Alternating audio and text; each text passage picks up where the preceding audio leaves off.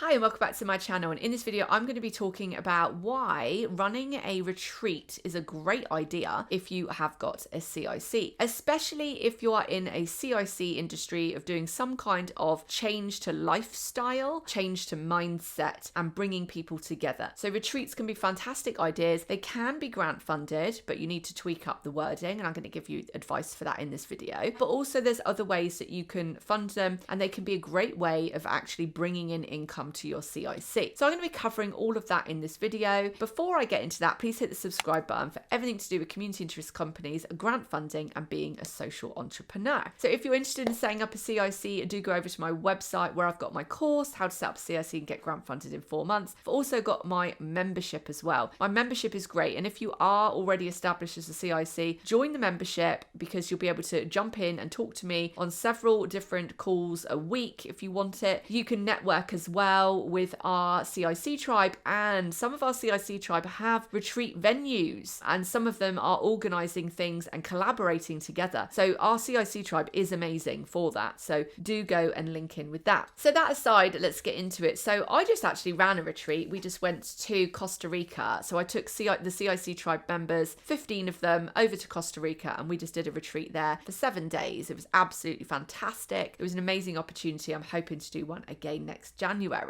And one thing I thought about when I was there was just how powerful it was to bring people together, like-minded people, and how they were all able to implement various different changes in habits, changes because they were feeding off of each other's energy, because they were motivating each other, they were helping each other come over boundaries. So it was such an amazing retreat and example of how you can transition on something like just a 7-day retreat, or even less days than that. So it can really impact people's lives. Now, whether you're an LTD or a CIC, retreats are a great idea. They could be a 1-day retreat, or they could be an online retreat, or they can be in person away, whether it be in the UK or abroad. So there's various different options. So one thing I'm going to talk about first is in terms of generating extra income. So generating extra income. So say you were going to do some paid retreats. This would be a great way to get some extra income into your CIC. If you market it to a group of people that can afford to pay, this still could be discounted, and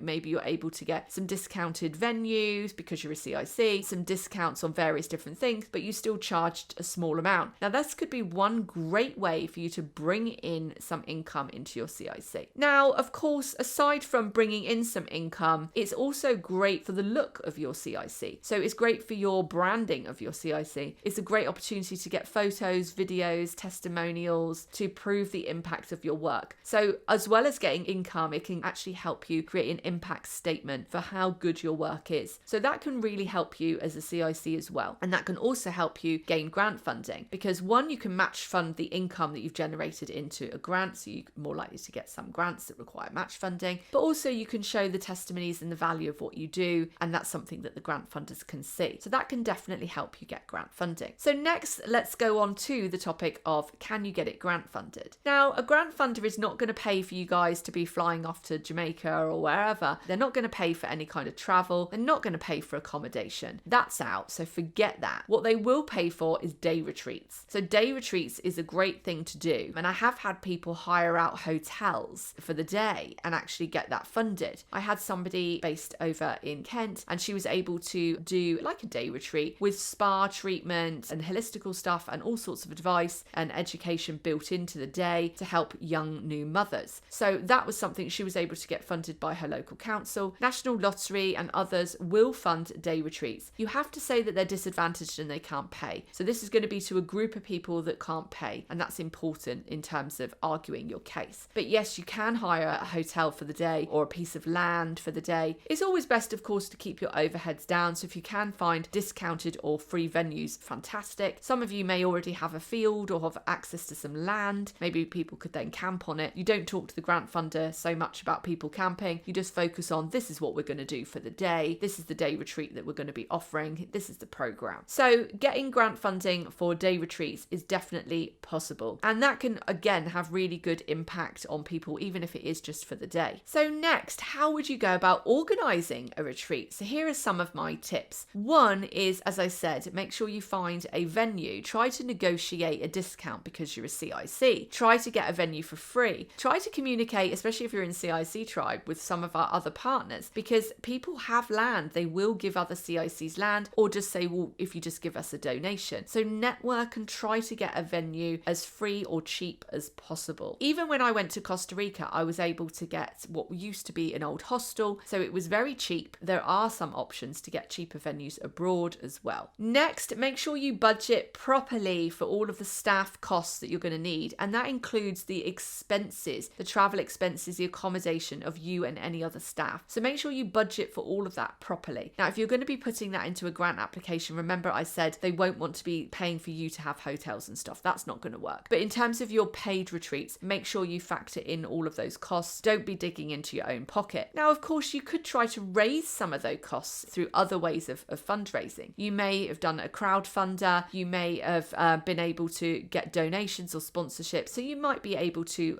raise the money for some of those expenses for you and your staff in other ways. Next, consider how you're going to advertise your retreat. So I definitely recommend that you run a promotional campaign for a couple of weeks, selling tickets, give it an end date, create a bit of demand that you must book this now, you must put your name down now. This is a great way to actually fill up your spaces if people know that it's limited, it's exclusive. So make sure you put out the right kind of campaign, a call to action over the course of a couple of weeks or a month, and just do a lead up campaign, smash it every day on social media, smash your email list, make sure you absolutely, hit all of your community up, make sure everybody knows they need to log on, they need to go and see what your event is about. And you could run some kind of online taster just to warm them up to that, a free online taster. So you could say, well, come to my free online taster and sign up. That way then you've got an email list of people that came or signed up to your online taster, and then you can try to sell the in-person one to them. And of course, online ones are much cheaper to run. So if you are going to do a structured program, a day or several days retreat online, it does create some obviously self-discipline issues for the person that's going to engage, because they need to kind of lock themselves away. They need to try to find a way to disengage with everything else. You could do that. You could encourage that. You could say, look, if you're going to do a 3-day retreat with me, so you're going to spend 7 hours, you're not going to touch your phones, you're going to lock yourself away, we're going to be doing this is what we're going to be concentrating on, this is our online retreat. So those are a really cheap way